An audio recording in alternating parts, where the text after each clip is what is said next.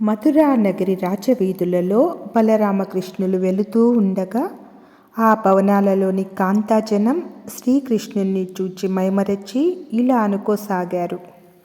వీడటే రక్కసి విగత జీవక చన్ను ప్రాలు ద్రావిన మేటి బాలకుండు, వీడటే నందుని వెలదిగ జగమెల్ల ముఖమున చూపిన ముద్దులాడు, వీడటే మందలో వెన్నలు దొంగలి దప్పించి మొక్కిన దాపరీడు, వీడటే అలయించి వ్రేతల మానంబు సూరలాడిన లోక సుందరుండు, వీడు లేకున్న పురమటవీ స్థలంబు వీని పొందని జన్మంబు విగత ఫలంబు, వీని పలుకని వచనంబు విహగరుతంబు, వీని చూడని చూట్కులు వృధలు వృధలు అనుకోసాగారు.